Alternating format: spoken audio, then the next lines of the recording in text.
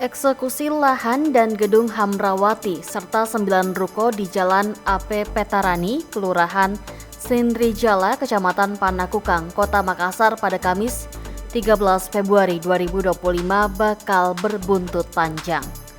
Pasalnya tergugat bernama Moh Jundi juga bakal melakukan gugatan awal pasca lahan yang diklaimnya miliknya turut masuk dalam objek eksekusi di atas lahan seluas 12.931 meter persegi yang dimohonkan penggugat Andi Baso Matutu.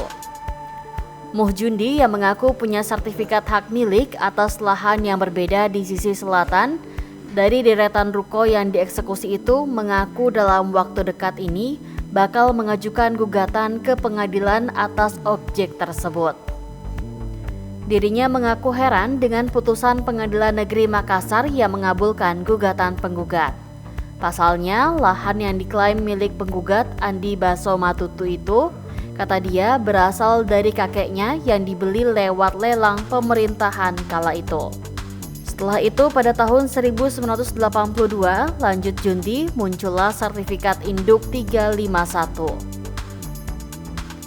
Jundi menyayangkan putusan Pengadilan Negeri Makassar atas gugatan Andi Baso Matutu yang disebutnya menggugat atas dasar fotokopi rincik.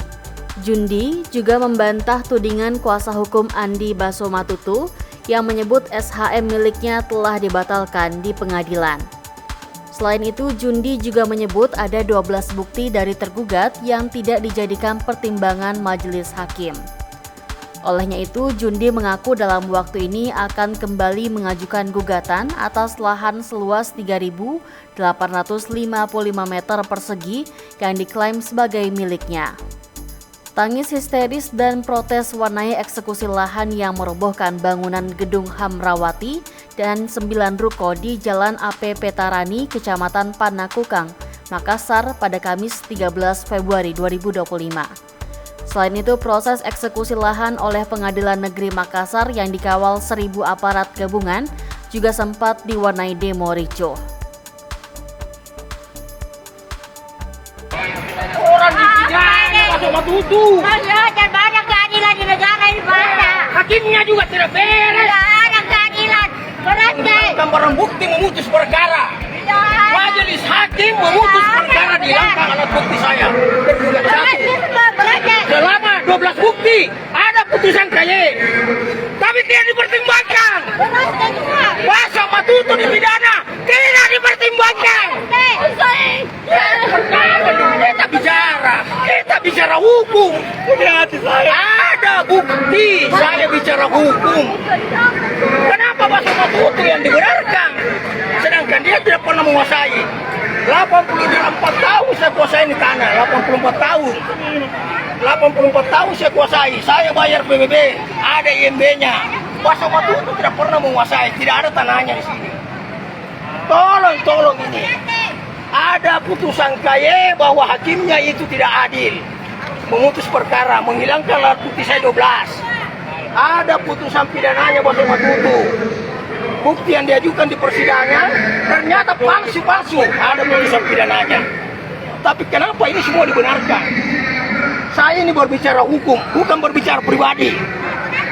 Saya ini berbicara hukum, bukan berbicara pribadi, dan ada bukti.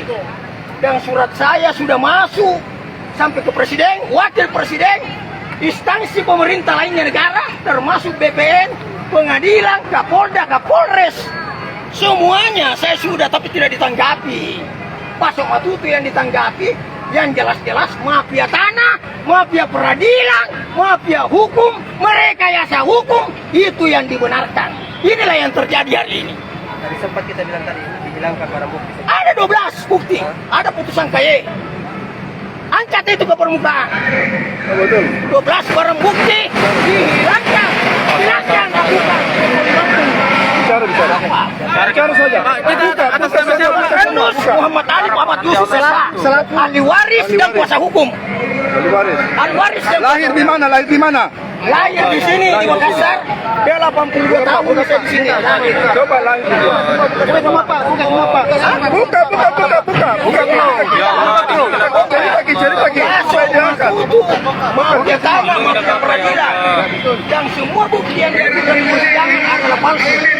Ada putusannya. Ada putusannya. Gedung ini tidak dibangun kalau tidak ada etika.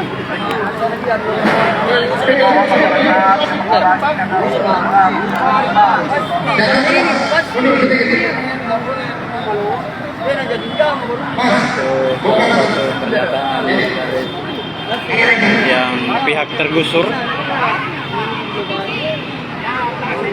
kita tentu belum bisa memastikan seperti apa kebenaran dari pernyataan itu masih perlu klarifikasi.